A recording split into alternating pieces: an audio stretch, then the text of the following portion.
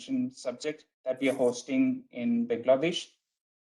As you've seen, there are some technical challenges that we faced at the very beginning. We would have loved to host this event pretty much in person with each one of you. And we're just hoping that some part of this series, we are able to host it in person with each one of you and promote awareness, share best practices with each one of you, in that sessions and through these series that we're having. Now, before I move into the agenda, I just wanted to highlight some of the housekeeping items. And Abhishek, if you can just move to the next slide. So the entire session is being recorded. We would make all our efforts to share a copy of this recording with each one of you, and for those participants who couldn't be there with us who have registered for the event. As you've seen, all your lines are muted. We request everyone to stay muted other than the panelist. And if you have any questions and clarifications, please use the chat box here, and we address it to the relevant panelist, and we make all the efforts to ensure that we revert to you with the responses. During the session, we would also be promoting a questionnaire, which really helps us to understand the feedback of the session and also to understand what subjects that we should come back to you in the next series that we are planning to host in the financial crime prevention subject. I've already seen there are few technical challenges. Please bear with us. This is a virtual event. This could not have happened if we have organized the event in person. My only request is, in case if the issue continues to persist at your end, please do some troubleshooting, like refreshing the screen, and if that's not helping, if you could re-log in and then join the session. Now, let me move to the next slide and introduce the agenda and the panelists and the speakers that we have today. Let me just give it a minute for the slides to move to the next slide. Great. Now, we are grateful to BFIU, Bangladesh Financial Intelligence Unit, for their presence during the entire session. They would be sharing an opening and closing statement. They have also agreed to participate in the expert conversation that we are having in this event. So we will have BFIU doing the opening statement.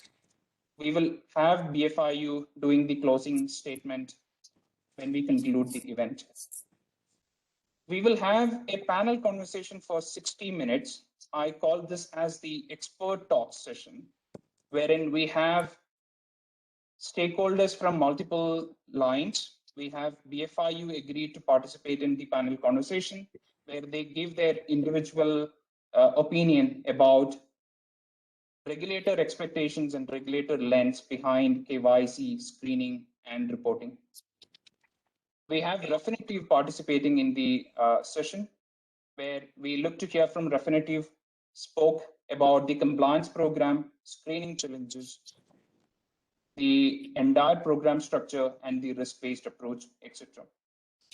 We have the compliance leaders from BRAC Bank, the Camelco of BRAC Bank, who have agreed to participate in the session, and he would be talking about the practices regulated entities and the banks should keep in mind when they execute the compliance program, screening challenges, and also from a standpoint, what factors needs to be considered beyond Bangladesh market. We have Mr. Mamoon. I just hope that his lines are clear and he's able to unmute himself. He has agreed, and he's been an instrumental factor helping us to set up this first event in Bangladesh, along with Mr. Abdul Rab from BFIU. He would be representing the factors which are critical for a successful AML compliance program from Bangladesh legislation standpoint. So we have BFIU doing the opening closing remarks. We will have the 60 minutes spent with the experts, post which we will have a Q&A. We will take your questions that you have put it in the chat. And if I could just move to the next slide. Great. Now, we all know financial intelligence units play a very critical role in building up the AML regime. They define the priorities basis the national risk assessment that they conduct. Now, with that, let me invite the head of BFIU, Mr. Abu Hena Mohammad Razi Hassan, to provide his introductory remarks. Over to you, Mr. Hassan. If you could unmute your line. We thank you for your presence, and we would love to hear from you. Thank you very much. Refinitiv officials, AML safety and other compliance officers of different banks of Bangladesh, and my fellow colleagues from BFIU. Good afternoon to you all. I am very much delighted to be present here at the Refinitiv Knowledge webinar for compliance professionals for Bangladesh, Bangladeshi banks. My sincere appreciation goes to Refinitiv for taking the steps for organizing this webinar with the support of BFIU and ACOB on an issue of crucial importance to us. BFIU is using World Check Service for sanctions screening for almost a decade. Since Refinitiv took over the ownership of World Check, BFIU is working closely with Refinitiv for using World Check services. This has been a wonderful partnership from both end of so far. We want to thank Refinitiv for their continued support and cooperation in this regard. As Refinitiv's expertise and resources combating AML safety, especially in sanctions screening, this may help Bangladesh banks in great extent. BFIU rendered its required support as soon as Refinitiv proposed for arranging this webinar. Dear participants, in 2012, Bangladesh government enacted the Money Laundering Prevention Act, previously in 2002, we first enacted this law for the first time in South Asia. And we also amended this law in 2008 and afterwards in 2012 and also in 2015 as well. And as per the provision of Money Laundering Prevention Act 2012, Bangladesh Financial Intelligence Unit was established as the central agency of Bangladesh to prevent money laundering and terrorist financing. The main objective of BFIU is to establish an effective system of preventing of money laundering, combating financing of terrorism, and proliferation of weapons of mass destruction. As central agency in Bangladesh to deal with these threats, BFIU is empowered by and assigned with a host of responsibilities under the Money Laundering Prevention Act 2012 and Anti-Terrorism Act 2009. Entrusted with the regulating and supervising reporting organizations, BFIU also function as the national center for receiving, analyzing, and dissemination of the intelligence to the law enforcement agencies. BFIU is making operational plans for dealing with new challenges and changes in the nature of ML and TF threats. Dear participants, Bangladesh has been working in close cooperation with Financial Action Task Force and the Asia Pacific Group on Money Laundering for effective implementation of legal, regulatory, and operational measures for combating money laundering, terrorist financing, and other related threats to the integrity of its financial system. And Bangladesh is the founding member of the Asia Pacific Group on Money Laundering, APG, since 1997, and has also achieved the membership of the Egban Group of Financial Intelligence Units in 2013. Bangladesh has led APG as co-chair for the period 2018 to 2020. Bangladesh is an active member of the BIMSTEC subgroup on AML safety. Dear participants, as BFIU has the legal authority to prevent and detect financing of terrorism, extremism, it has taken various steps to combat terrorist financing. Bangladesh has conducted 2 national risk assessment and a number of sectoral risk assessments. BFIU is in association with the Anti-Corruption Commission and Bangladesh Police has conducted national money laundering and terrorist financing risk and vulnerability assessment. It has also conducted the NGO sector risk assessments twice. BFI is also working on sectoral risk assessment and risk assessment on legal persons and arrangements. And as an analysis center, BFI prepares intelligence on financing of terrorism and disseminations to the law enforcement agency. It also exchanges information of different intelligence agencies. There are many success stories where law enforcement agencies and intelligence agencies have successfully detected and disrupted terrorist activities attempt by getting intelligence and information from BFIU. BFIU arranges regular meeting of Central Task Force on Preventing Money Laundering and Terrorist Financing, where senior officials of law enforcement agencies participate. It arranges regular capacity building programs for the officials of the law enforcement agencies in association with the relevant stakeholders. Over the past years, BFIU arranged various capacity building programs on AML and CFT issues where officials of different reporting organizations also attend. So far, BFIU signed 4 memorandum of understanding with the domestic law enforcement agencies and regulatory bodies, namely Anti-Corruption Commission, Bangladesh Police, Bangladesh Securities and Exchange Commission, and Insurance Development and Regulatory Authorities. And BFIU has signed 77 memorandum of understanding with foreign FIUs to extend cooperation and exchange information relating to AML, TF, and PF, and also with authorities in other jurisdictions for effective case investigations.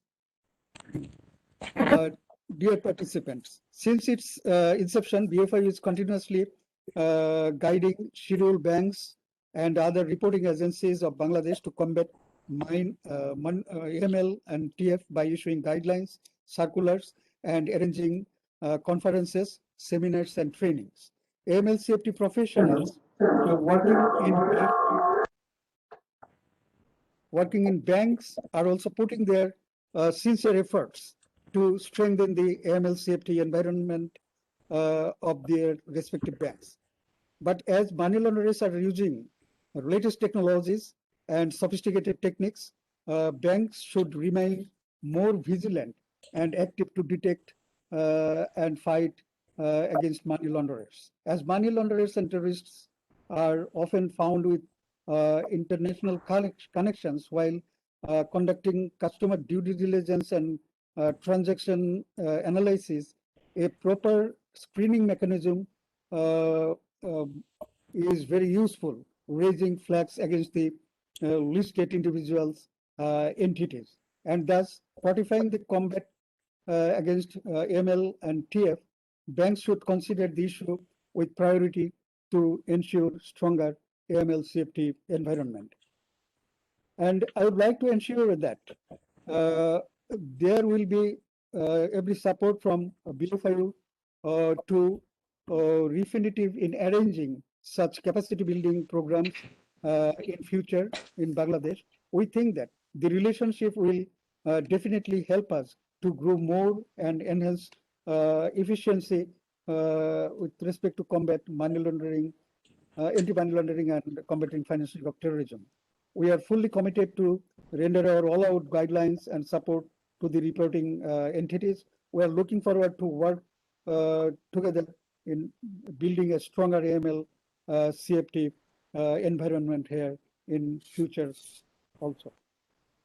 I wish this webinar every success, and take care and stay safe. Thank you all. Thank you, Mr. Hassan, for re-emphasizing the relevance and importance of compliance program. And we wish you all the efforts. We wish you all success in the efforts that you have highlighted. And we as Refinitiv business, we also look forward for collaboration with BFIU in the market and ensure that we become a successful partner with each one of the regulated entities there in the market. Now, with that, let me move to the next slide. Great. Now, before I request the experts to share their views individually, we wanted to set the context for them. And we wanted to really look at the why behind legislation. Is compliance just a tick off the box exercise? Does it mean anything to banks, regulated entities, than just meeting the regulatory compliance norms? So we really wanted to focus on the why through two lenses. We wanted to highlight the size and scale of financial crime. We wanted to understand the costs involved and the impact of financial crimes in the economy and the people's lives and development. Everyone knows financial crimes operate in shadows.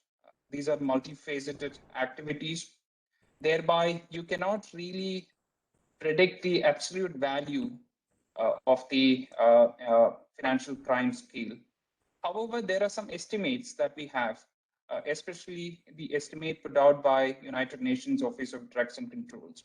And it's estimated that 2 to 5% of the global GDP, which is a staggering 1.6 trillion to 4 trillion, is laundered every year through the banking systems. Regulators has been very careful. They've been taking rigorous efforts to tackle the problem. And it's reported that to the tune of 10 billion was charged as AML-related fines in the year 2020. Now, when we often look at financial crimes, we feel that it's only affecting the economy. But if you look at it also has got significant impact on the people's lives and the development. The FATF has prioritized last year that illegal wildlife trade would be a focus area. European Union 6th Anti-Money Laundering Directive has included environmental crime as a predicate offense. Now, if you look at the number of people who are the victims of modern slavery, there's a staggering 40 million plus, and most of which are in the parts of the continent where we all live in. That's the size and the scale of financial crime problems, which is there right in front of us.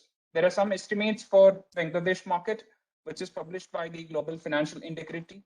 It's estimated that close to about 7.5 billion USD is laundered every year through the banking systems.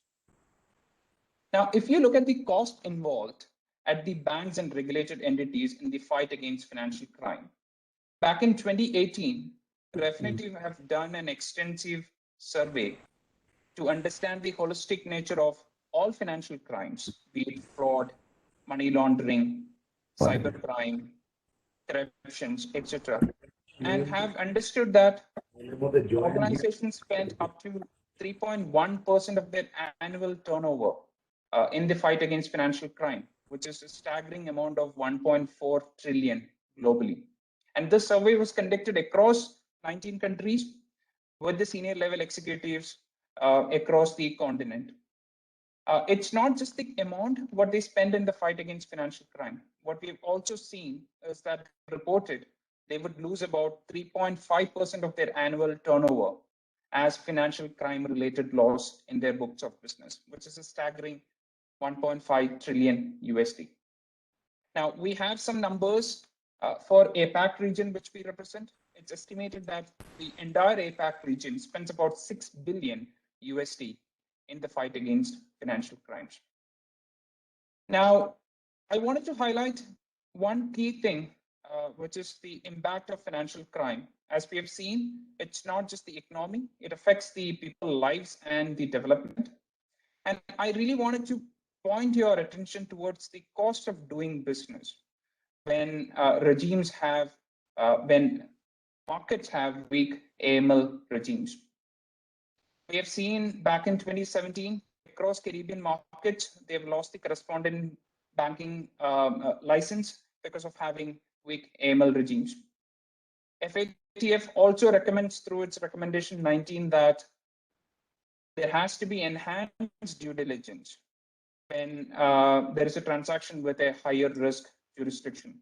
And business do incorporate country level risk assessments in their risk-based approach. We as a service provider, we conduct comprehensive anti-money laundering, anti-corruption practices at a country level, and we share that intelligence with markets.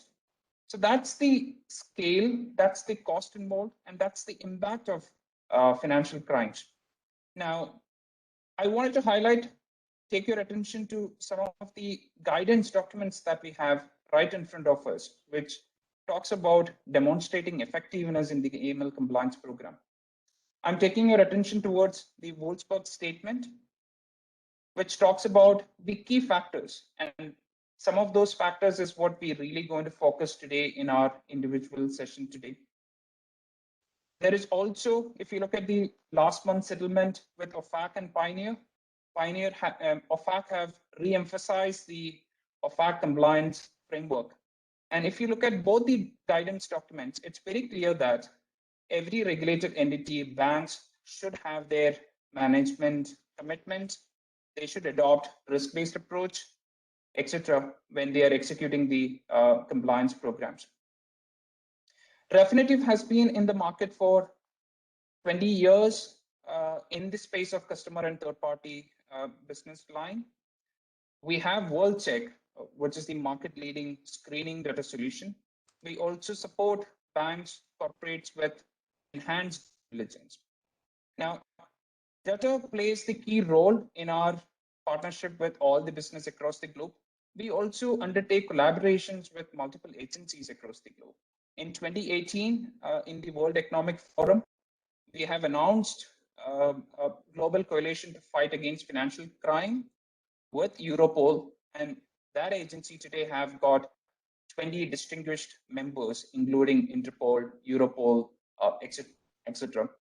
The only objective of this collaboration is to really promote the awareness, share best practices, and strengthen the intelligence that we have in the fight against financial crimes. We've also established a quite number of other partnerships. There is a partnership that we have initiated with Sentry, which is a George Clooney Foundation. We have a partnership with Freedom Seal. That's to highlight, strengthen the focus that we have in eradication of modern slavery from supply chains. We also have a partnership with United for Wildlife in bringing our intelligence, strengthening our intelligence in the field of illegal wildlife trade. Now, with that, let me move to the next slide. I really wanted to emphasize the why we're doing this session and why we're giving emphasis, relevance to the conversation today. Now, the next 60 minutes, each one of our experts are going to talk about the multiple factors which are required in building up an effective and efficient AML compliance program. Let me move to the next slide and invite the speaker from BFIU. I'm thankful to Mr. Mohammad Abdul Rab, Deputy General Manager of BFIU, to organize this session. I invite Mr. Abdul Rab to share his views from a regulator standpoint in conducting KYC screening.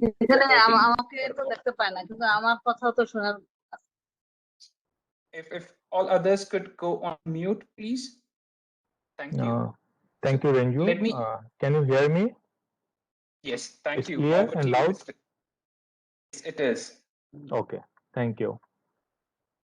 Thank you for giving me the floor to say a few words on the regulators' expectations from the regulated entities. It's very clear and straight, actually. What actually regulators expect from the regulated entities? It's just compliance. It's compliance and compliance. So what we do for the actually the reporting organizations, so we do everything to ensure the effective compliance actually environment. So regulators always have actually twofold responsibilities to establish an effective AML safety regime within the country. The first one is to issue the policy decisions for the reporting organizations in line with the international standards. And the second one is to take appropriate measures to ensure effective implementations of the directed compliance requirements. Though regulators have to address some other national and international issues, but in relation to the reporting parties, these two responsibilities are the key to establish the compliant environment for the financial sectors. As the AML safety regulator in Bangladesh, BF's expectation from the reporting parties, especially from the banks, is very straight and clear. We want the banks to follow the BFI directions and take the appropriate preventive measures to protect the banks from any irregular or illegal activities in relation to money laundering, terrorist financing, and proliferation financing of weapons of mass destruction. All of you are aware about the circular letters, guidelines on different areas issued by BFI. These are the regulatory requirements issued under the national legal provisions, and you are legally obligated to comply with all these directions. The national legal system and BFS directions are mostly focused on and to address the international standards, especially the FATF standards, the uniform AML safety standard for each and every country. We have to go through an international assessment process. You know, there's the mutual evaluation. So why we have to be more cautious about the effective implementation of the international standards. You know, FATF standards include very specific preventive measures for the banks, and we have to address all of those in our legal system to make these obligatory compliance requirements for you all. There are different directions for the banking sectors as a reporting organizations, but the most important requirements are to complete the KYC procedures of the customers and their beneficial owners, screening the customers in relation to a different sanctions list, their IP and PAP status, and other background, and to monitor clients' transactions and activities, and finally to report suspicious transaction reports or suspicious activity reports. So these are very actually common compliance requirements for the banking sector, and these are the most actually important compliance requirements for banks. And BFI issued circular letters and guidelines on KYC and eKYC, beneficial owners, PAP, terrorist financing and proliferation financing, and STRs. These directions and guidelines contain comprehensive policy guidance to follow. We expect that all of you follow all of our compliance requirements to ensure the effective implementations of directions and to avoid the legal consequences. BFA is working with the banks since 2002 after the promulgation of Money Laundering Prevention Act 2002. Most of the banks already have the system in place to comply with all these requirements, but at this stage, BFI is more concerned about the effectiveness of AML safety programs of the banks. We are monitoring very closely the effectiveness of programs of the banks and taking different measures case-to-case basis to ensure an effective compliance environment. As per legal obligations, BFI is more vigilant now to ensure the implementation of BFS directions. You are already aware that in 2020, the Uzbek Group published a statement on developing an effective AML safety programs. Renju already mentioned that. They advised actually 5 steps for financial institutions to evolve the AML safety programs to focus more on effective outcomes. These are very common actually requirements. Assess risks in different areas. We have actually a requirement to assess the risk assessment, enterprise level risk assessment requirements, and implement or enhance the controls. The control system should have in place, and prioritize the resources is one kind of a risk-based approach actually to comply all of these requirements, and engage with the law enforcement agencies and especially with BFIU here in Bangladesh, and demonstrate MLCT programs effectiveness. So it's actually banks responsible to demonstrate that the system is effective and is actually in line with the BFI's compliance requirements.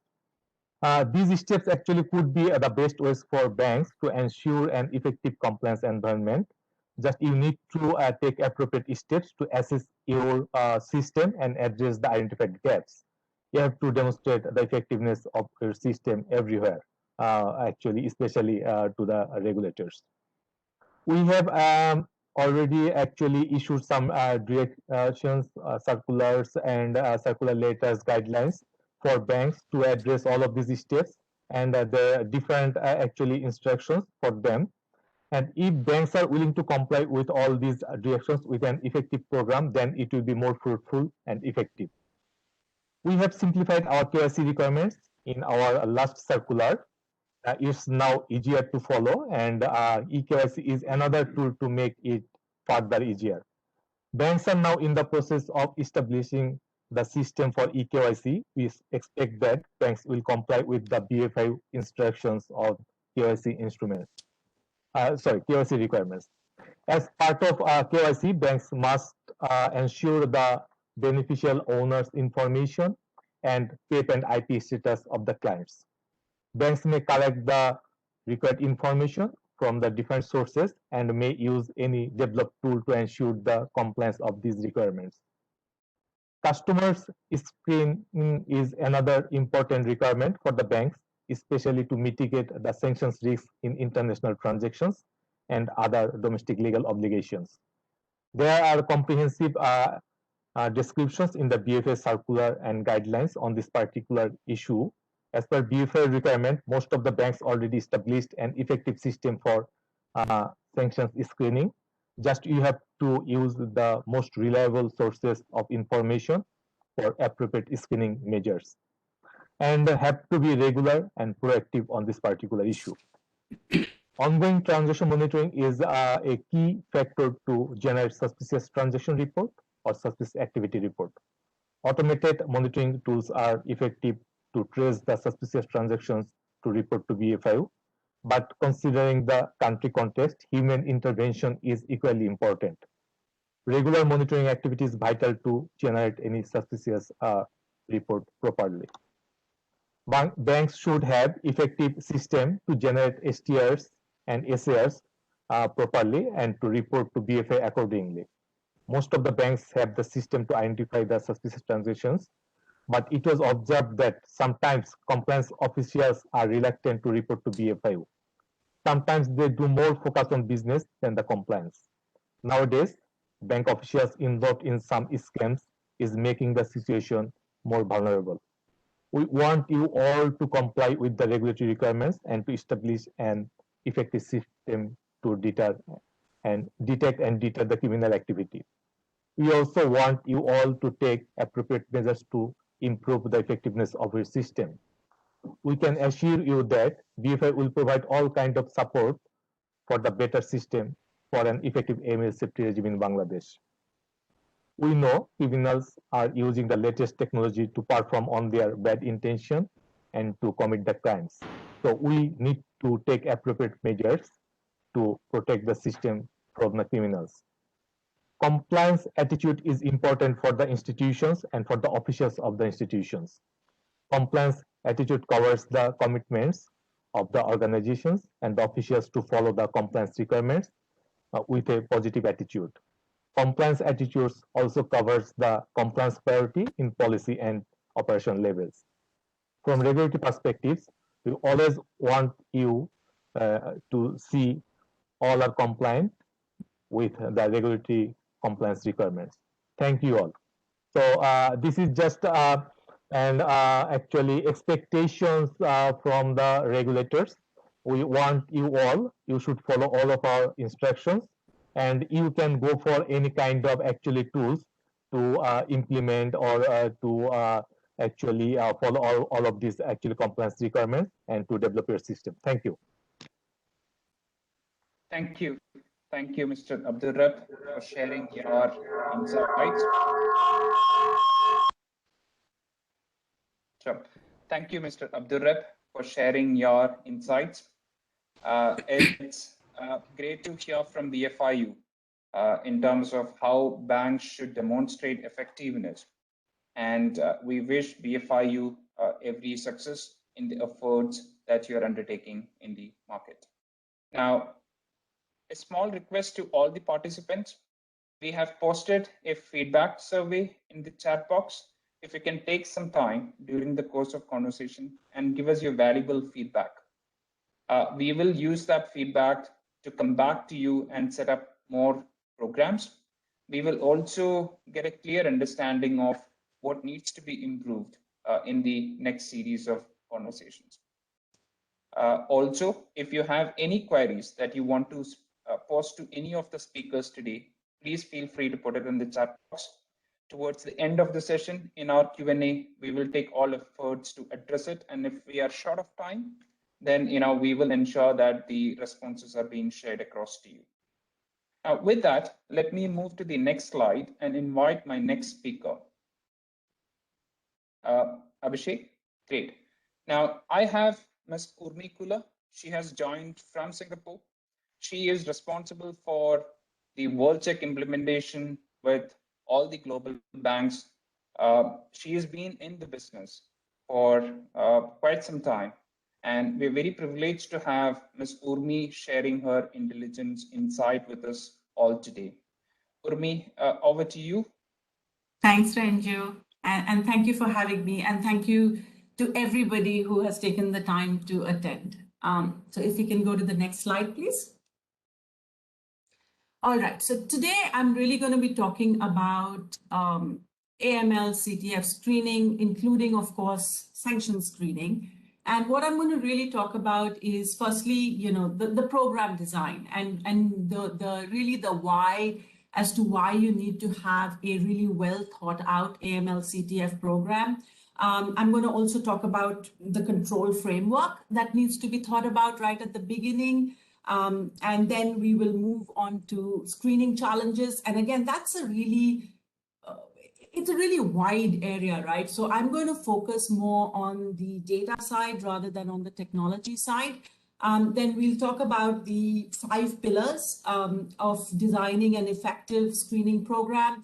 I'll also take you through just maybe one high-level example of what a filtering strategy should look like from a risk-based approach, and then go on to how to choose data and what is the right fit.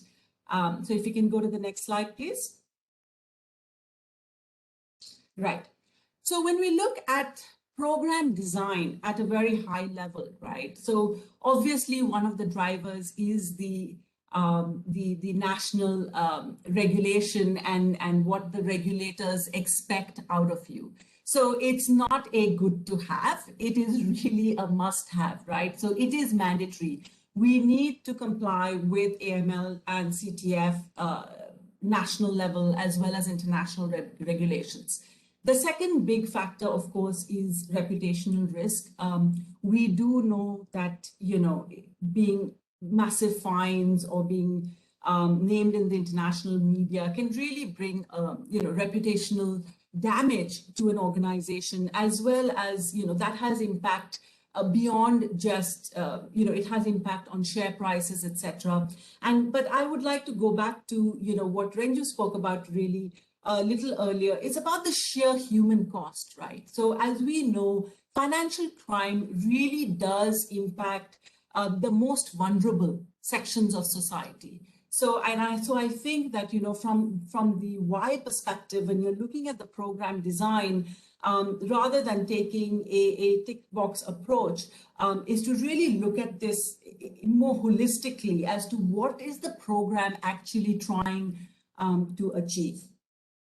Then we have the control framework. as far as program design is concerned. So in the program framework, really the first thing that one needs to look at is the risk assessment, right? So every organization is different, of different sizes, different types of customers, different products, different channels, like, some are face-to-face, some are not face-to-face, etc., different jurisdictions. So really, the risk assessment has to really look at what the risk is that you're facing, and the program design has to cater to that risk. The risk assessment actually will also highlight what are the key risk areas where you need to allocate resources. And this needs to really have very senior level management buy-in, because they need to really invest into those high risk areas. The other thing about a risk assessment that I feel is that, you can have a strategic, roadmap, but also you can have tactical solutions as well in the meantime. So you can have both things within your risk assessment as to how you want to address the risk. The other thing that the risk assessment, so that's basically the first thing that happens, right, is the high level risk assessment. What that really is going to inform is the policies and processes, right? And from a Bangladesh perspective, of course, having the money laundering prevention policy manual is a mandatory requirement as well under section 5.2.1 of the guidance notes. So this policy and processes that is within this control framework, what it's going to do is it's going to really spell out your sanctions and AML obligations. What are the operational processes that you're going to employ? What are the escalation channels that you will have in case there is an event that is flagged? Employee guidelines as well as trainings, proper policies for whistleblowing, and of course, most importantly, even at the organizational level, what are the repercussions for non-compliance, right? So all that needs to be very clearly spelled out so that the policies and processes are something that is known to all three lines of defense, right? So what is the policy, what does one need to comply with, and what would be the implications for non-compliance. The third really important thing is, of course, as mentioned earlier as well by my esteemed panelist, is a well-crafted screening program. And that, as per OFAC guidelines, is one of the three key factors, right? So your screening program needs to have proper list selection, it needs to have proper screening technology, as well as proper testing. Then, of course, that kind of these three high-level factors will inform, how you choose your vendors. You'll have to have proper training, employee training. You also need to have an audit and quality assurance process, as well as, of course, what is by law required, which is the regulatory reporting aspects. What are the costs of non-compliance? So, of course, I mean, it is the usual that we have always heard about, right? So, monetary fines, we keep seeing the magnitude of the fines have been increasing over the years. There's, of course, reputational damage that we spoke about, which is associated to that reputational risk. But what's also important is the personal liability aspect that we are seeing more and more nowadays, where there is now regulators are assigning personal liability for willful non-compliance. Then, of course, it leads to more regulatory scrutiny, program restructuring, and this is actually a particular pain point as well, I would think, is, if there is independent monitors which are assigned, if there are independent monitors which are assigned, it can be extremely cumbersome. If I may request everybody to be on mute. Sorry, Urbi, please continue. Yeah, sure. Thank you. Also, it really affects employee morale, right? So what we have seen is that when you have organizations, and I'll say organizations, not banks, right? Because this applies across industries. So when you have organizations which are fined or named and shamed, it really does impact employee morale as well. And you see that the attrition rates in those organizations are actually much higher. So there has been a study done, and this has, and we have seen that. And of course, at the other end of the spectrum is, you can become the target for designation, which is of course the worst possible outcome that you can have. Next slide, please. All right. So as I mentioned, I'm going to talk quite specifically about, screening program design. And within that, of course, there are two aspects. There is the data, and then there's the technology. And what I'm going to actually speak a lot about is really the data aspect, because what I really believe is that is where it all starts, right? So if it's garbage in, garbage out, right? So if you do not have good data, then you can apply any technology to it, but it's not going to make a difference, because it's really the base as to where you start. So, and the data is not really all about the challenges that we see, are not really all about the challenges that you're seeing on the reference data or the vendor data side, but the challenges are also really at the source, right, which is the customer data, which sits within the financial institutions' core banking system. So for example, you see a lot of inconsistent data. So for example, I have seen at least, you have customer names in address fields, you have first names, last names mixed up or concatenated with titles and honorifics. You can have data stored in legacy tools, which create an issue with that curation and pulling of that data and making it work with the technology.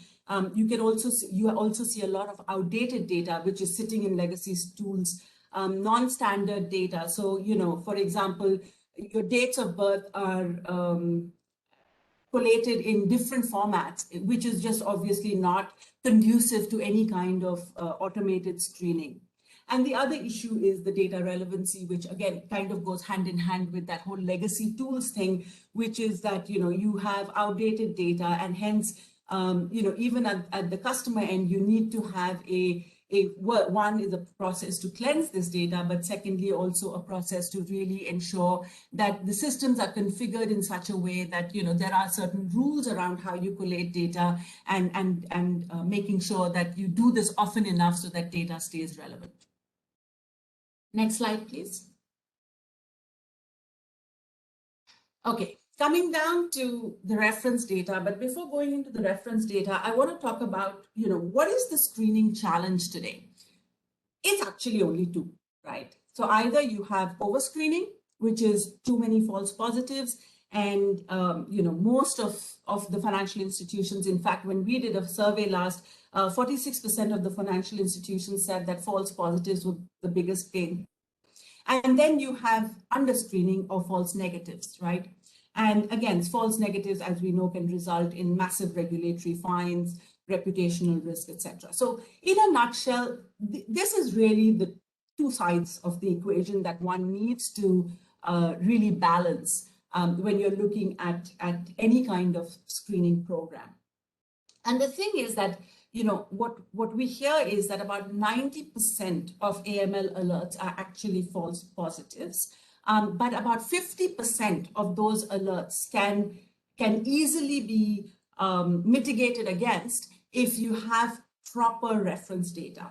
But even within reference data, there is a lot of issues, as we all know. So one is, of course, the fact that reference data, or what we call risk data, right, is growing exponentially. So for example, just as an example, and I'll show that in the next slide as well, is if you just look at OFAC, EU, UN, and the HMT, the number of unique records, and I say unique because if it's not deduplicated, it's even higher. The number of unique records has almost doubled since 2014. So that growth in data is kind of growing exponentially. The other problem, with reference data, and what a lot of clients actually complain about is the whole concept of fake news, right? So, what are the kind of sources that you're using? And are those sources legitimate and credible sources of information? And that's a really important point, right? So that's something that financial institutions need to be, and any organization needs to be really, really conversant with. That, am I actually screening against credible data? Or, could it be coming from blogs or sites or, essentially non-credible data, which will not hold up subsequently to scrutiny, to legal scrutiny, right?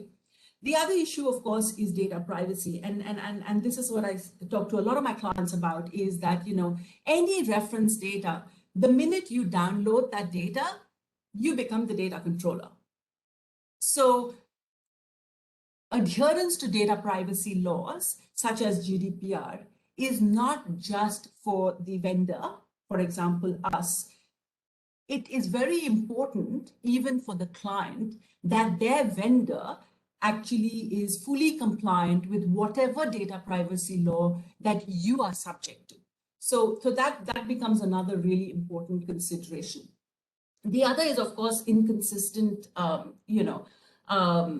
interpretation. So, I mean, this is the age-old problem, right? So, how long is a pep? Where if you have a electoral candidate in, let's say, Peru, which is mandated to be screened against as per their regulatory requirement, do you really need to be screening against it, right? So these are all kind of, questions that you need to ask when you're looking at the data. And of course, then the last around the data is really around data relevancy. And again, going back to the previous slide as well, the client data needs to be relevant. However, your reference data needs to be relevant. That means it needs to be refreshed at regular intervals, because data loses currency very fast, right? So these are all really important factors that you need to, that one needs to think about when you're looking at screening. The other side, of course, is around the challenges is, of course, name screening, right? And again, names are common. There's just no way around it, right? Which is why you need to have good enriched data. So for example, at least, from where I come from, there are certain names which are very common, like, Sunil Kumar is going to give you a lot of hits. Again, in my region, short Chinese names, of course, it's going to give you a lot of hits, which is why it's really important to have good additional identifying information.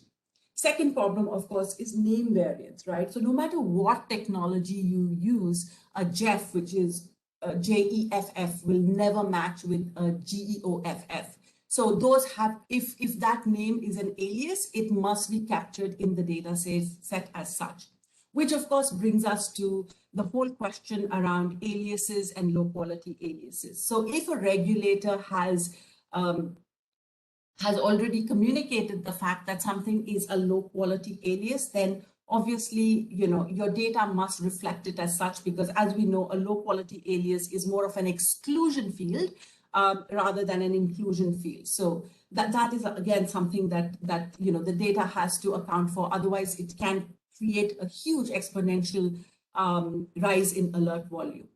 The other thing is naming conventions, right? So for example, in China, it's always, names are always reported as surname and then first name, right? So if you have the data incorrectly captured in the wrong fields, then, no matter what the technology, then you're just matching, you're not matching like for like, really. The other issues, of course, initials, titles and honorifics, so you again need to know that titles and honorifics, like let's say Mir or Khatun, is not a name, it's a title or an honorific, and it should be treated as such and not entered into name fields. And then there's always the question of transliteration. And again, if you can screen in non-Latin script, that's fantastic. But if you can't, then there has to be a standard way of transliterating names, which again should be standardized. So these are all really important considerations that one needs to think about when it comes to reference data. Next slide, please.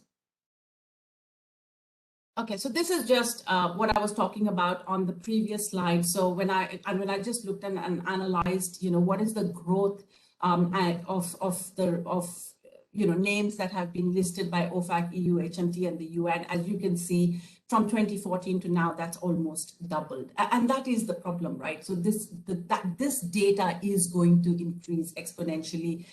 That's not going to stop in the near future. Next slide, please.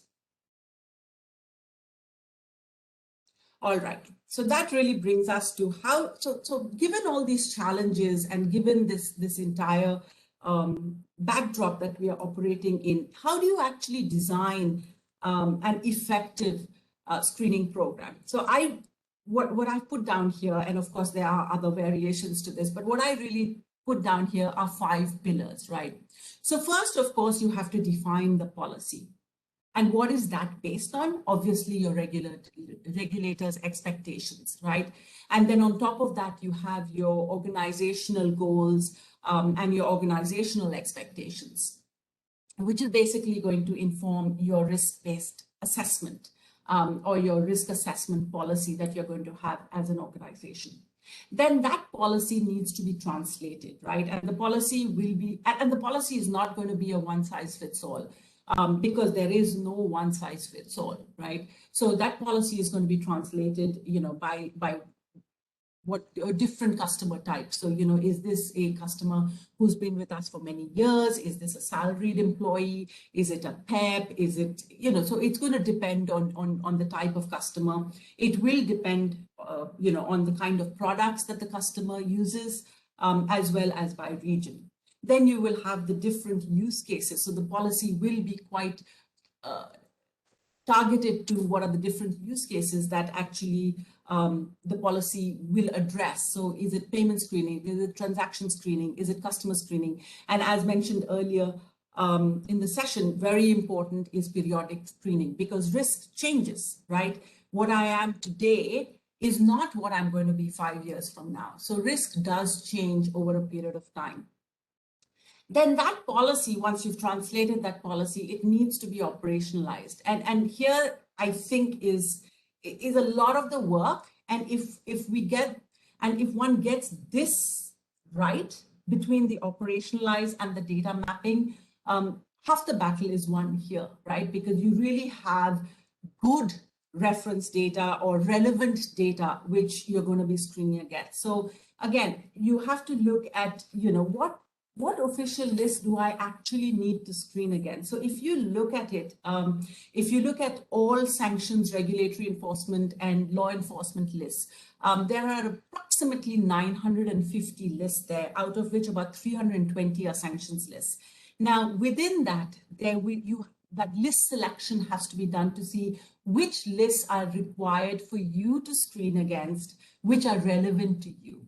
Similarly, coming down to the PEP policy, one has to see, what does my regulator expect me to do? And then translate that into your own, organization PEP policy. So what you will screen against and what you won't screen against. Because again, neither are PEP definition standard, and it can be extremely broad. And reference data can obviously will cater for every single jurisdiction. So there is going to be a lot of data in there, which may not actually suit your requirements. So that's another important consideration. Then adverse media, right? So when I looked at the Money Laundering Prevention Act, it pretty much kind of translates onto the FATF predicate crimes, and hence one has to look at what is the adverse media that you need to screen against. And again, I would like to make a point here is that it's not enough to screen against post-conviction, because yes, there is obviously risk there, but it's also the pre-conviction data that one needs to look at, because that's actually where the risk lies, right? So it's not the terrorist who's convicted, but it is his associates who are still at large, and that's where the risk lies. Then you have to look at the jurisdiction, obviously, where you operate in, choosing the data vendor based on all these different factors, and then choosing the software vendor.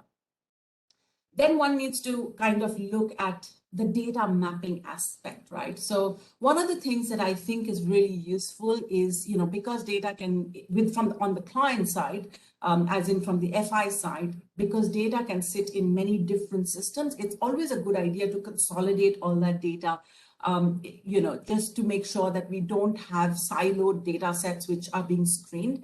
And then a one-off exercise to cleanse that data is kind of highly recommended, because even though it might seem like a lot of work at that point, but it will save a lot of pain further down the road. And then there is that exercise of then mapping this clean data against the risk data attributes. That means first name is matched to first name, last name is matched to last name, dates of birth field is matched to dates of birth.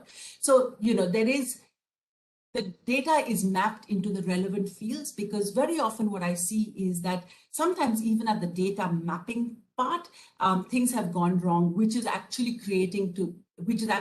contributing to that noise that you're seeing within the filters. And then of course you have the filtering strategy, which I'll just show in a second. But basically what is the best way to approach is to use a risk-based approach, because not all data and not all customers are the same, right? And then to build the rules depending on whatever strategy that you have finalized on, doing regression testing. So going back to that whole concept of over-screening and under-screening. So you want to minimize your false positives, and yet you do not want, any false negatives, but obviously that's not always possible, but you really have to then achieve that balance by doing regression testing. And this regression testing then informs the strategy again. So you have to go back and refine the strategy and go through that process again, build the rules, do regression testing till you come to a place where you are happy and you are satisfied that, this is where I feel that my program should actually sit. And then, of course, and it's mandated by regulation as well, you have to review this on a biannual basis, I believe. Next slide, please.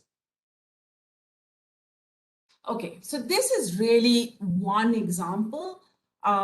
It's a very simplistic example. I mean, it can get a lot more complex than this. So really what one needs to do is, first, you need to look at the customer data, right? And segregate that into high, medium, low, or standard risk, depending on whatever parameters, the individual organization is going to choose. Then you're going to, and again, the parameters that, like I mentioned before, is going to be things like, is this a salaried person? What is the customer's age? What is the profession? I mean, if he's a jeweler or he deals in art, then obviously that's a very different kind of risk ranking that you would give to that customer. And then you look at risk data, which is the reference data, for example, World Check, right? And you group that as well into high, medium, low. So high would obviously be, for example, your sanctions data as well as your terrorism data. Medium could be, for example, your pre-conviction data. Low could be, maybe, again, it depends, right? It really depends from on your own internal risk appetite and the risk-based approach that you're going to use, right? And then you're going to basically match. For example, if you're looking at high-risk customers to high-risk reference data, then you will obviously use the loosest settings, because this is not somebody you want to miss. But on the other hand, when you're looking at medium risk data to high risk reference data, then you're going to tighten the settings slightly so that you bring down the noise level. And similarly, if you're going to look at low risk customer data to high risk reference data, then you will again tighten it slightly more. So again, this is one example of how one can do it, but there are obviously several examples. Next slide, please. All right, so that really comes down to my final slide on, so how do you choose the right reference data? So, I mean, from a client perspective, cleansing the data is important, but like I mentioned, choosing the right reference data is also extremely important. So what I would say, and again, I can only talk about it obviously from a world check perspective, but so that reference data has to be global, right? Because risk is global, and as was mentioned before, the risk comes from outside the country as well. So again, whatever reference data that is chosen needs to have it needs to be global. It needs to include individuals and entities from all possible countries and jurisdictions, because again, risk is not concentrated in any one country. It has to be aggregated. So again, if you are choosing, if a record is collated from maybe 30, 40, 50 different sources, you need to have a snapshot aggregated view rather than having to go through all that, because again, it saves time, right? It needs to be deduplicated, and I think I kind of showed you that when we were looking at the OFAC UN UK HMT data, is that when you look at the unique entries, it's much less than when you look at it when it's not deduplicated. So, for example, one of the individuals on a sanctions list. And again, I won't mention names, but he is listed on 49 different sanctions lists. But frankly speaking, you need to only see that as one alert. Again, data needs to be structured and standardized, and this is obvious because technology doesn't like surprises. It needs to be relevant. So again, it goes back to that whole issue of data relevancy. So your provider needs to update that data at regular intervals. It needs to be linked. Now, this is something that I think is absolutely essential, right? So again, raw data is raw data, right? But when you link it, you basically are converting it into intelligence. So for example, if let's say you have a terrorism related record or a sanctions related record, you will want to see, what are the other individuals and entities that are linked to that particular record. It needs to be enriched, so that's all your secondary identifiers, dates, etc. Data privacy we talked about, data integrity we talked about, and again, local language is really about the whole. If you research, you need to research in local language to get the cultural nuances, etc. So I'm going to leave it there before Renju puts me on mute. So thank you. Thanks, Urmi. It's been quite insightful, and I'm just hoping that each one of us are able to take good takeaways and then look at our program and implement some of these practices that we have highlighted so far. Thank you. Thanks, Urmi, once again. To all participants, slightly, I would say not slightly, we're short of time, but then we have some more legs to cover up. So we would be extending the session. We request all of you to stay live with us. We would take some more time, we will before we conclude the session. Now, without further delay, let me move to the next slide and invite my next speaker, who is the compliance leader of BRAC Bank, Mr. Chaudhry Moinul Islam. Mr. Moinul, over to you, and we look forward to hear from you. Thank you, Ranju. First of all, let me start by saying that Honorable Head of BFIU, Mr. Abu Hena Mohammad Razi Hassan, Honorable Deputy Head of BFIU and Executive Director, Mr. Masood Bishas, other distinguished members of Bangladesh Financial Intelligence Units, members of our host Refinitiv, General Secretary ACOB. I think, first of all, my special thanks to invite me to discuss this issue on effective compliance program to combat threats related to financial crime. And I have been asked to talk about screening programs of a bank beyond Bangladesh. Well, to start with, what is a screening program? Name screening is basically a method by which the banks prevents the onboarding or retention of any customer who are named on sanction list, watch list, different type of blacklist, pay pipe list, adverse information, and bank's own blacklist. BFIU in Bangladesh also circulated a local blacklist, which the banks in Bangladesh are also required to follow. Basically, in order to do the name screening, most banks will usually deploy two main screening controls. One would be the transaction screening, and other, as I said, the customer screening.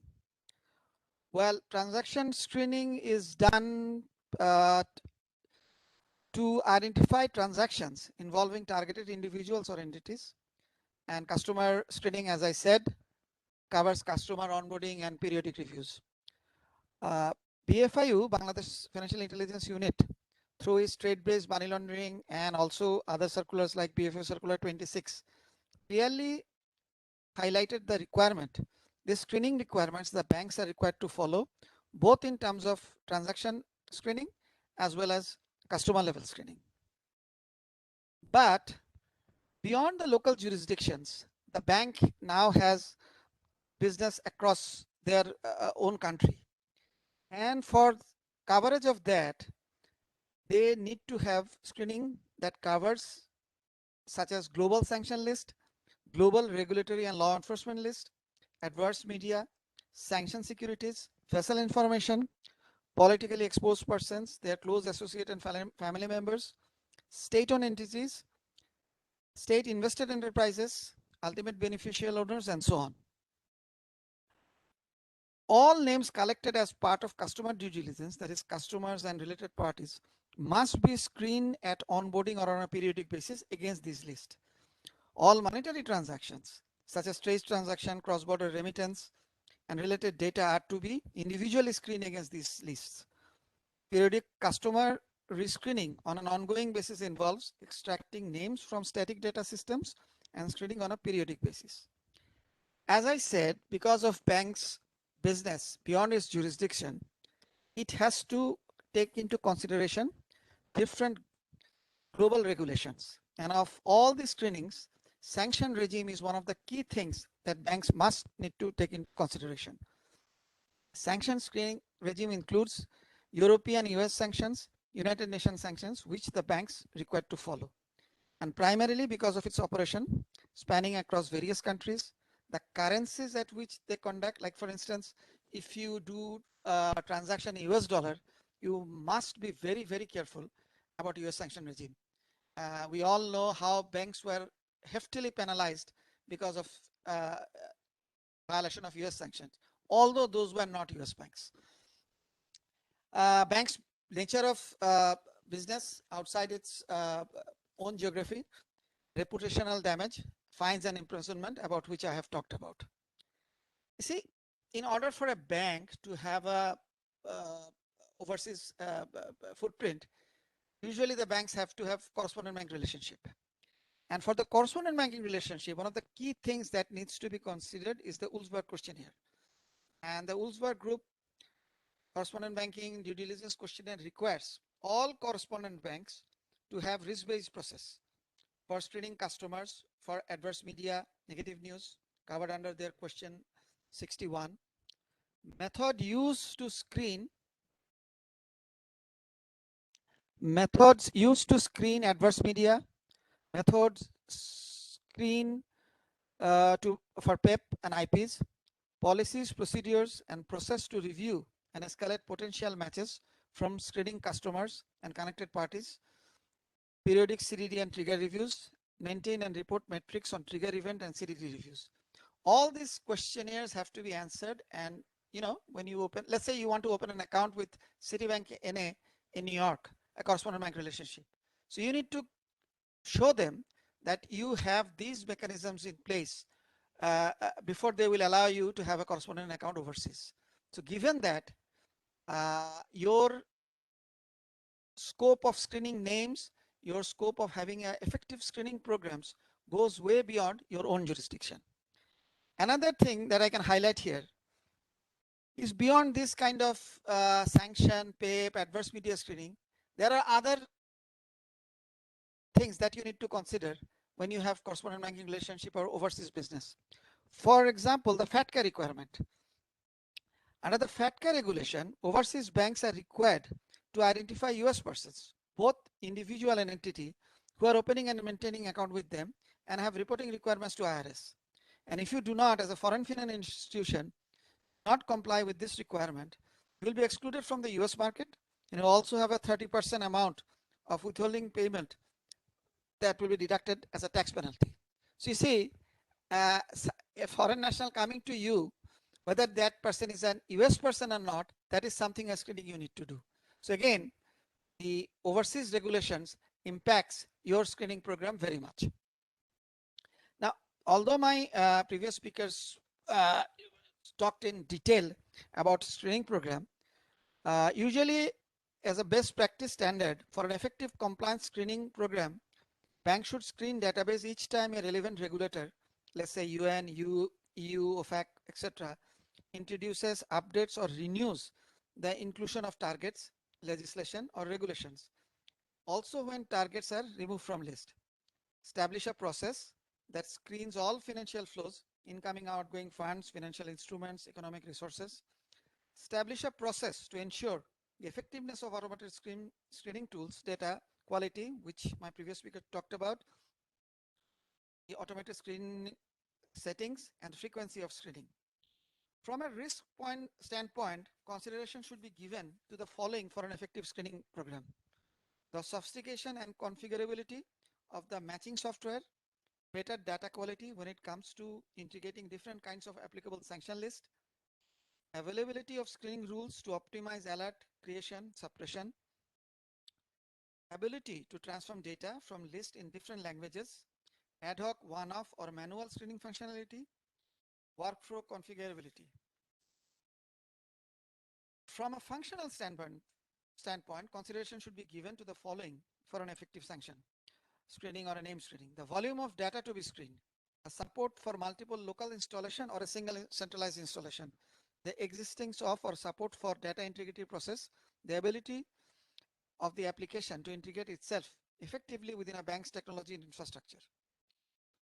Now, every year the banks are supposed to assess its screening programs to understand its effectiveness. What it should be careful about: insufficient capacity to assess alerts, filtering criteria that were too loose, generating excessive false positive, filtering criteria that are too strict, potentially missing real hits, excluding transactions from filtering process without first assessing risk, watchlist filtering not carried out frequently and not clearly scheduled, parties on suppression list not screened periodically, or when changes were made to list, up-to-date sanction list not used in screening. So given all that, there, as the previous speaker mentioned, there has to be a risk-based approach. The bank must assess its risk depending on the nature and products and the business that's into. Like, for instance, a bank heavily involved in trade, remittance transaction has to consider the overseas regulations than a domestic bank which does not have that kind of financial exposures, overseas exposures. The adequacy of the tools it's using for mitigating such risk, the quality of matches it is receiving through such screening process, the risks it were exposed in the past, knowledge and understanding of its employees, and the record keeping information process.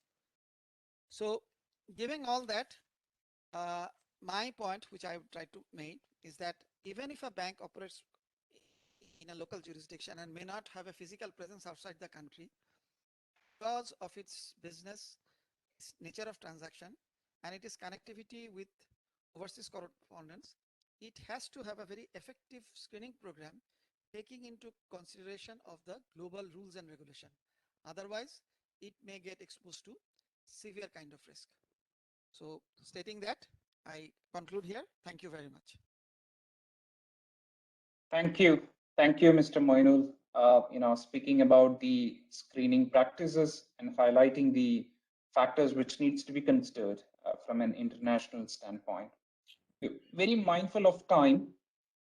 We have two more speakers before we conclude the session. So I request everyone to stay live with us. If I could just move to the next slide.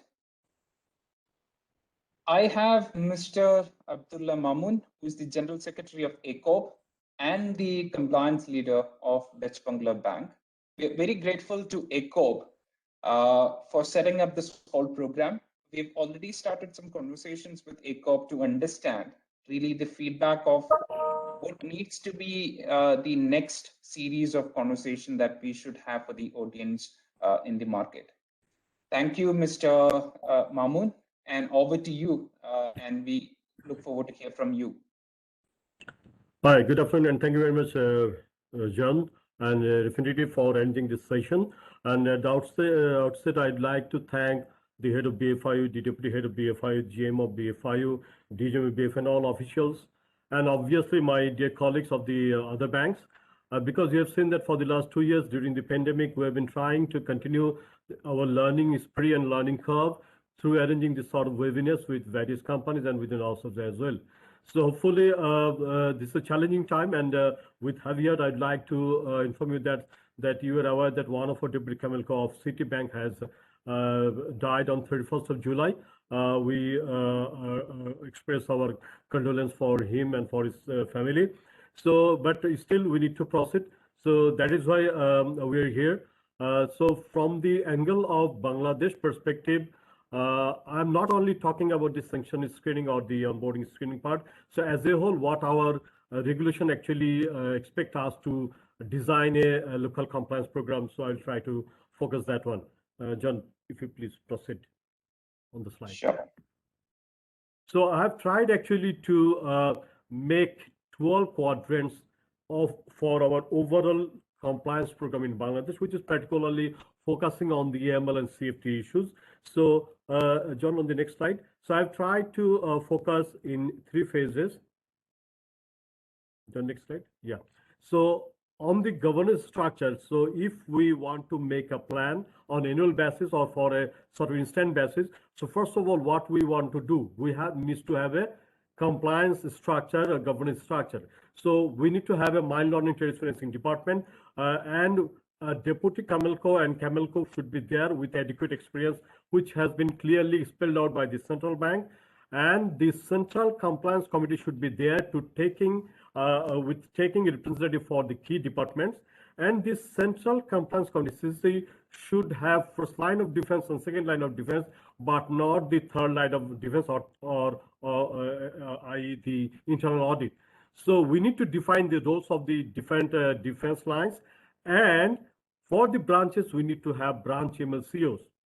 And obviously for the banks that are having agent banks, mobile banks, and for other sort of businesses, particularly centralized businesses like trade or remittance, we also suggest or do a practice locally that we assign sort of a business compliance officer. Okay. So for agent banking, mobile banking, and business, centralized business operations, we also expect or we also assign this sort of MLCOs over there. And all these activities are actually centrally controlled by the MLTF department. Then obviously on the policy side, central bank has said each and every bank should have a robust policy which should be approved by the board, and that has to be reviewed every year. And within that policy, there should be clear acceptance policy, customer acceptance policy, pay policy, IV policy that has been talked by Rabbi and others, EKYC policy, sanctions policy, TBML policy, and terrorist risk management guideline.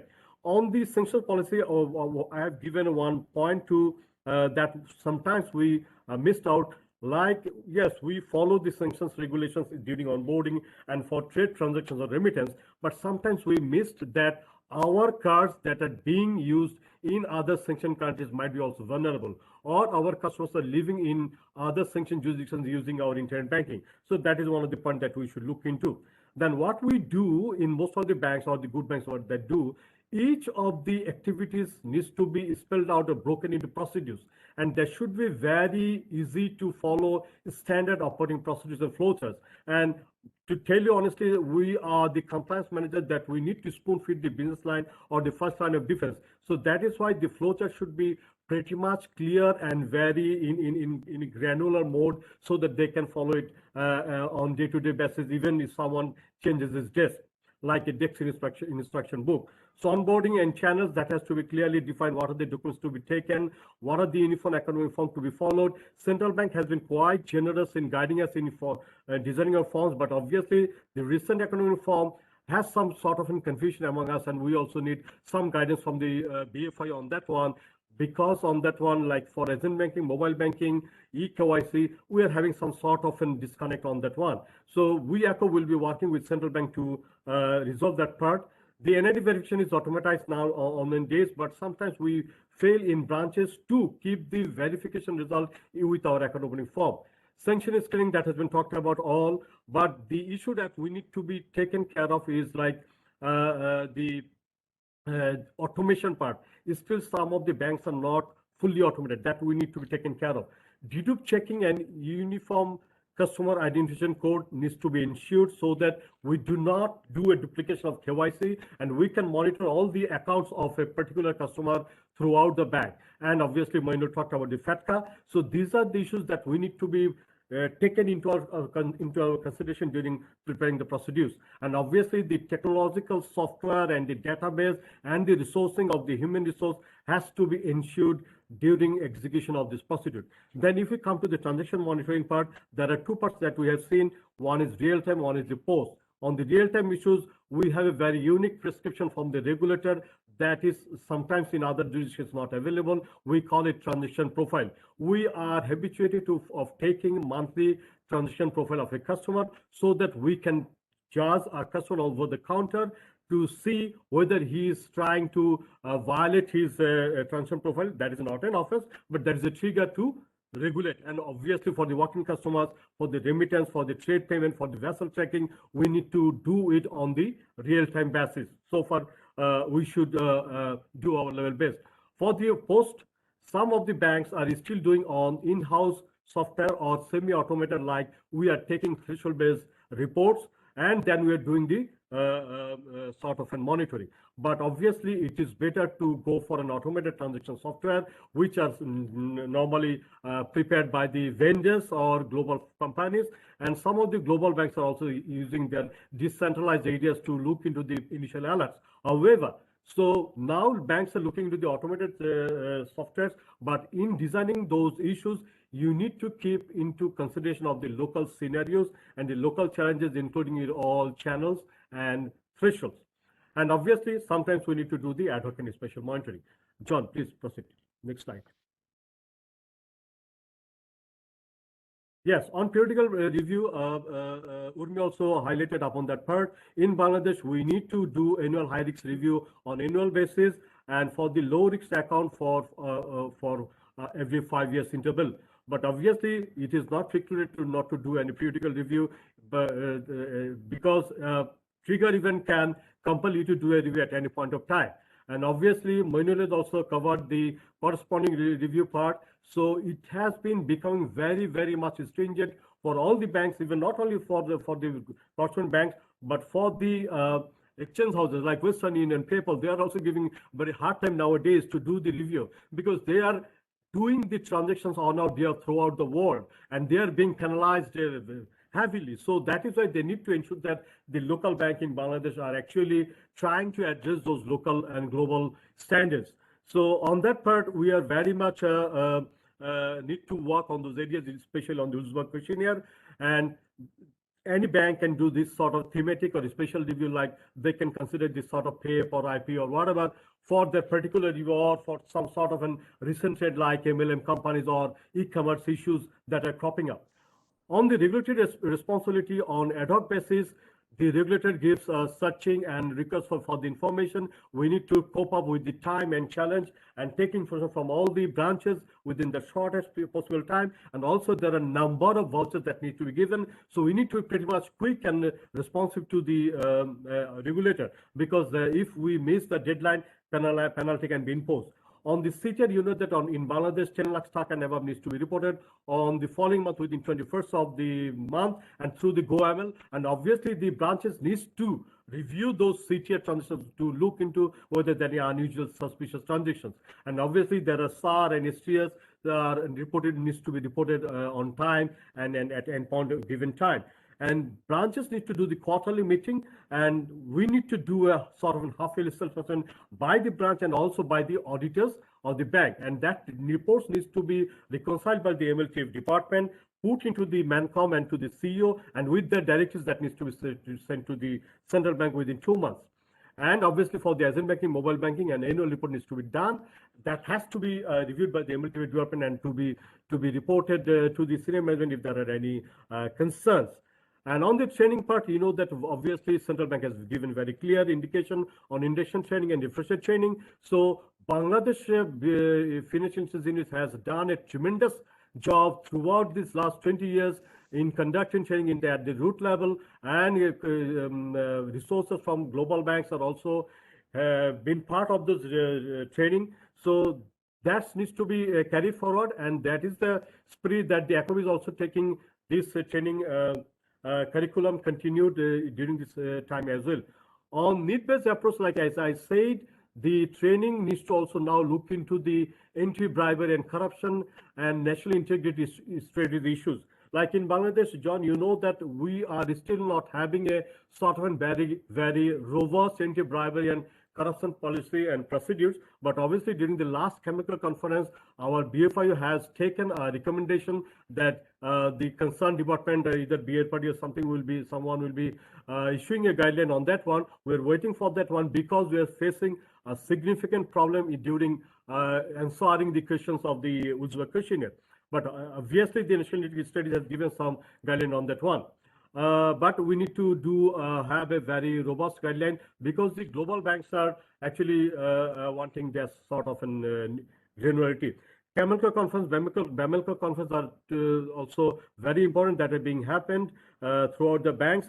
And the people needs to be qualified on CAN, CGSS, and CEAF, especially on the AML and State Department. That is not yet mandatory, but the regulator has given a very good indication. And the next generation that we're having in our Bangladesh are very much interested in doing those accreditations. And customer education and awareness on that one, ACOB has also worked, and Central Bank has also given direction to keep posters and leaflets for the customers. An audit is there. Audit is done on an annual basis, and at least 10% of the branches needs to be audited in addition to the normal audit, and 5% of the agent banking, mobile banking offices. On top of that, money laundering, trade financing department should also do some sort of a review on risk-based approach. And external review is there, regulatory review is there. Please proceed. And we should tell the external auditors to highlight on the, John, please, next slide, or to highlight on the status of the banks, AML and safety governance control issues, so that these are also brought to the management. Record durations in general 5 years for from closing of the account, but for working customers, for legal documents, for CTR, STR, training, audit, everything is to be taken at least for 5 years and on a continuous basis, and even after closing of 5 years of the account. Ongoing vigilance, we need to very much aware to review our news media on daily basis and report to Central Bank that any sort of terrorist financing related issues and block that account. And we need to check the BFI portal, GoML portal, internal ML dashboard, and industry update, and the issues that are coming up from the task force and from the public-private partnership issues from the CTTC, from the SCC, and from other CID issues. And on strategic focus, as I said, this is a sort of an annual or instant program, but for a long-term strategic focus, say for 2 years or 5 years, we should do a very thorough gap analysis of our BFI master circulars, key circulars, Uzbek questionnaire, and sort of an enterprise-wide risk assessment, so that we can have a clear picture. My ex-bank wants to go there after 2 years. After 3 years, we need to take sanction screening or sort of a trade-based money laundering screening. So we should have a very clear picture why we actually like to go in future. And obviously, the legal framework that we have is the Money Laundering Trade Financing Act 2012, Anti-Terrorism Act 2009, Money Laundering Prevention Rules 2019, Anti-Terrorist Act Rules 2013, BFO Master Circulars, and other regulatory circulars, and obviously the affiliate recommendations. So going forward, John, next slide. So as we talked about the, next slide, John, the future readiness of our Bangladesh, actually, probably we are so far equipped with the 80s and 90s AML status in Bangladesh, but the 20s phenomena has been changing quite rapidly and quite frequently, that even some of the neighboring countries are not being able to keep the pace. And obviously Bangladesh is also not an exception, but obviously Bangladesh and BFI has done a tremendous job in being a compliant country on the APG and the FATF recommendation part. But the changes in the global phenomena, especially on the digital side, like the fintech, redtech, virtual asset, digitization, I think we are, because there are 4 types of banks in Bangladesh: government banks, specialized banks, foreign banks, and local banks. We are probably not at par, and we need to have that common understanding of those issues. And the roles on cryptocurrency, yes, there is a very clear guidance that cryptocurrency is banned over here, but there are no cryptocurrency transactions being done?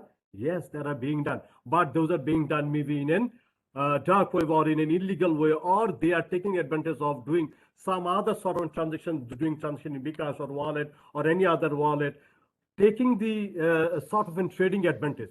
So on that one, we have no option doing nothing. So we need some sort of regulatory or other directives, like how to monitor these accounts, how to do this sort of an monitoring. So what we do now currently is doing the adverse media searching, because the regulatory CID, police, law enforcement agency, and media doing a pretty much good job, and we are actually doing a sort of post-factor analysis of those accounts. But we need some sort of a guideline how to do on that cryptocurrency monitoring of this sort of related transactions.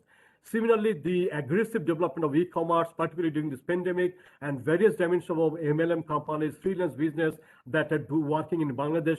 Government is also giving some sort of an incentive for the freelance users, but some of them are taking the bad advantage of the situation. They are doing some sort of an casino gambling, this sort of an designing of illegal website, designing a sort of pornographic site. So we need to take care of those issues. And the dramatic expansion of MFS, GFS wallet, digital channels, obviously it's very much good for the financial inclusion, but probably we need to, we are little bit slack or lack of consideration on the financial integrity. That is why some of them are doing the digital hundi or some sort of an illegal transaction that we need to be pretty much careful. And bankers are having some problem in monitoring those issues. So, and the innovative drug peddlers, gold and currency smugglers, and courier companies during this pandemic are much active in this time. You have seen that in the ambulance or in the disease body carrying ambulance, are the drug peddlers are actually trying to do this sort of drug dealing. And on the anti-terrorist financing role, sometimes we are sort of having lack of intelligence. So we need some sort of help from the CTTC and other private-public partnership information, so that we can get a sort of an early alert on those issues. Rather, now we're being sort of reactive. After seeing the adverse news, then we jump on that one. So because you know that the terrorist financing transaction does not involve a significant amount, so the trade and the intelligence information or the typologies are very much helpful for us. So if we can get this sort of information before, that would be pretty much helpful for us. On the TPML and sanctions, as we have the very nice policy guideline from the BFIU, and that has been implemented in all banks by the 31st of June, but still we are at a very primary stage. We need some sort of handholding from global banks, from global companies, and from BFI as well, to come to sort of an acceptable level. And as I said, on the ABC, we need some sort of policy guidelines, and we need some sort of prescription from the regulator that what are the minimum system and automation requirements should be there in a bank. Obviously, I'm saying that point, having the sort of an bitter experience, like, you know, that during the pandemic, the shifting of the focus of management is now on the existence of their bank's profitability, and because they're to save the businessman or to save the industry or the governments, whatever, the central bank has given sort of a stimulus package and other sort of an regulations that are helping them to taking advantage of not repaying their loans on time, or giving some sort of flexibility on the classification. So that pressure is actually coming on the bank. So that is why the bank's management actually are focusing more on their credit risk, on their profitability, on their existence, rather on the compliance issues. So that is why we are humbly saying to the regulator that, as we have seen in Bangladesh, like once the BFI has said something, that the management or the director or the board are implementing that without any question or without any ask. Yes, the compliance managers that we are having in all banks or even the ACOB are there, but our voice are actually not that strong enough to convince the management to implement for the future challenges. So that is why BFI has been helping us a lot throughout the years, and even during this session, I have seen both the head of BFI, the deputy head of BFI here, so they are always with us. But we need this sort of an hand-holding for the camel cause to get prepared for the future days. So once again, thank you very much to our BFI sirs and to Refinitiv and to our colleagues, those who have participated. Assalamu alaikum. Thank you. Thanks, Mr. Mamoon. Thanks for highlighting the efforts of ACOP. Thanks for really talk to us about the different components which are critical for the Bangladesh compliance program. And I'm sure BFIU would have also taken note of some of the clarifications that you have asked for. I am extremely sorry that we have put you on a fast track mode, and we are very much aware that we are short of our time. So what we're going to do is we're going to skip our Q&A session, and I would want to now invite Mr. Masood Biswas, the Deputy Head of BFIU, to share with us his closing remarks. Over to you, Mr. Thank you, Masood Mr. Biswas. Renju. Can you hear me? Yes, we can. Okay. Distinguished Refinitiv officials, honorable speakers, AML and CFT and other compliance officer of different banks of Bangladesh, and my fellow colleague of BFI. A very good afternoon to you all. I feel privileged and honored to be here and to say something to close Refinitiv knowledge webinar for compliance professionals for banks in Bangladesh. I think this is Refinitiv first event in the series of compliance thought leadership session in Bangladesh market. It's my pleasure to be a part of such a time-befitting knowledge sharing event. We heard a very wonderful discussions from our head of BFI on both domestic and cross-border AML CFT activities and collaboration of BFI. We had also some expert opinion where the panelists discussed on how the regulator can regulate so many issues in terms of KYC, customer screening, STR, SAR, sanction, etc.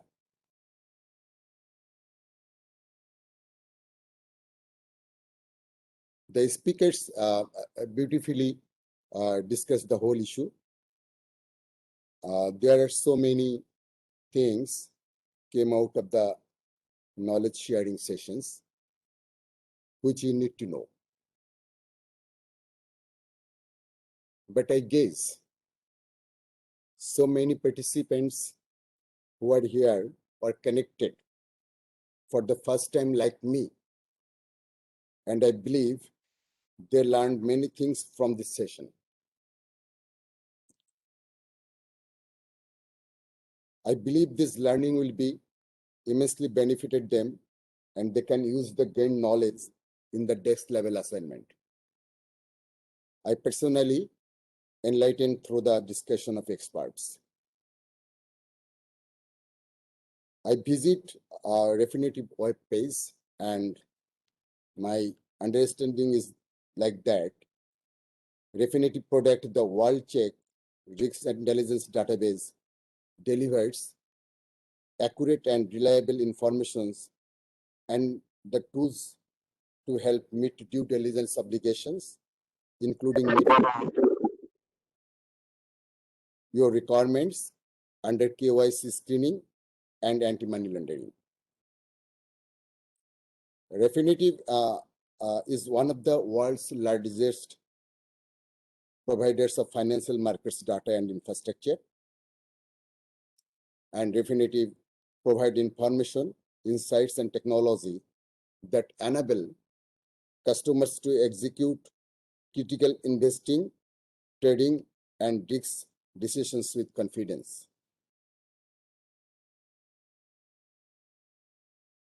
So my understanding is like that World Check data is fully structured, aggregated, and deduplicated. So it can be easily absorbed into various workflow screening platforms, in-house, cloud-based, or third-party solutions that suits your requirement. Dear colleagues, as you all know that we have already entered into the fourth industry revolution, which has a deep impact on AML/CFT compliance issues. Use of biometrics and OCR has great impact to the build eKYC ecosystem instead of normal KYC regime.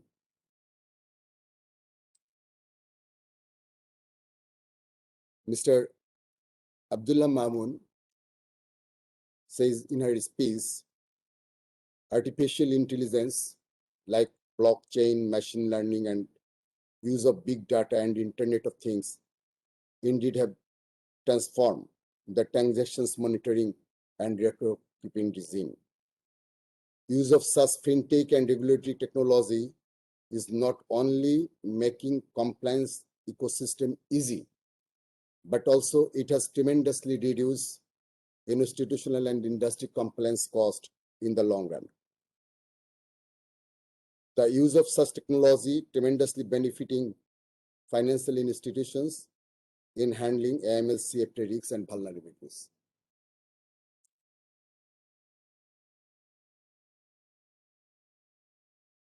Dear colleagues, now let me highlight some AML and CFT issues in Bangladesh. As you know, at the top in Bangladesh, we have Money Laundering Prevention Act 2012, Money Laundering Prevention Rules 2019, Anti-Terrorism Act 2009, and Anti-Terrorism Rules 2013 to set up an efficient legal structure to fight against terrorism and financing of terrorism. Bangladesh achieved very good rating in relevant FATF recommendations related to the AML and TF in the last mutual evaluation report. Bangladesh as a country is not alone touching the AML/CFT milestone.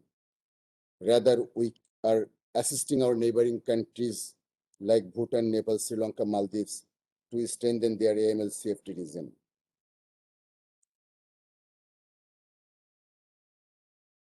Dear participants, we will also be glad to know that Bangladesh is one of the pioneer countries in the world to introduce guidelines on the trade-based money laundering. BFI has also issued guidelines on eKYC in accordance with Bangladesh government commitment to provide financial service at doorstep of the citizens in an easy, faster, safer, smart, and low-cost manner. BFI conducts risk assessment on regular basis.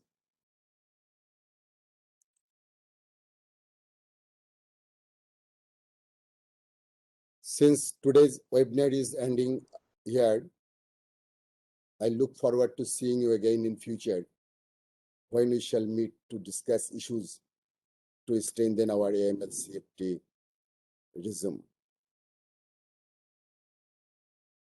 WorldCheck has been working with VFIU for a long time, and now they are very close to VFIU and also our strategic partner. My special thanks to Urumi for a nice presentation, and I would also like to thank three speakers: Deputy General Manager Mr. Abdul Rob of BFIU, Deputy Managing Director and Camilco Mr. Abdullah Mahmoud of Das Bangla Bank Limited, and he's also the General Secretary of ACOB. Mr. Mainul Islam, Deputy Managing Director and Camilco Bragg Bank Limited. WorldCheck has been from such webinar, we can be updated and it can be used for our reporting. All of you know that reporting is very important because what you report will reflect. As a result, we continuously sanitize our data and financial system. The transparency of data which we receive from different banks, the stakeholders, is one of our main challenges. That is also called the screening challenge. So we should designing an effective screening program. My big thanks to Refinitiv again for arranging such an effective knowledge sharing event with the support of BFIU and ACOB. I'd like to express my appreciation to panelists for their valuable contributions to the webinar. Dear colleagues, I believe that all of you have enjoyed the webinar.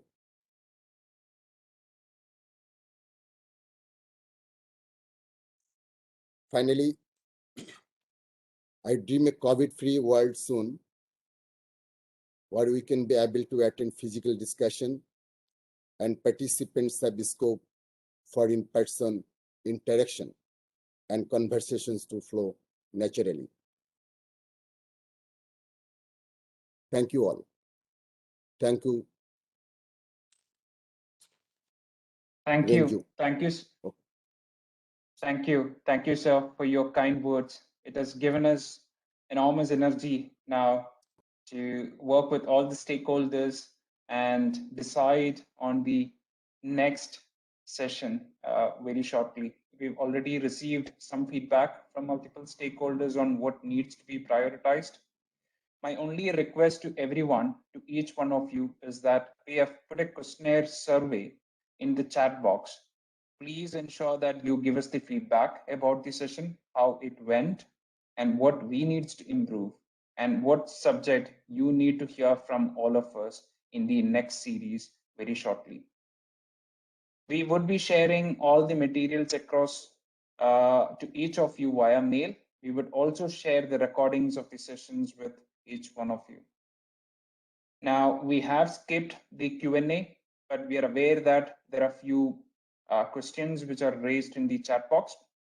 We will work with all the stakeholders and ensure that we share the responses back to you via mail. In case if you need to connect with us for more clarifications, please let us know, and we are happy to have one-on-one conversations with each one of you. With that, let me conclude this session and thank once again for the entire panelist and all the participants to who have joined with us during this virtual session. Thank you all. Have a great day ahead. Thank you, John, from ECOB and Bangladesh. Thank you, sir. We look forward.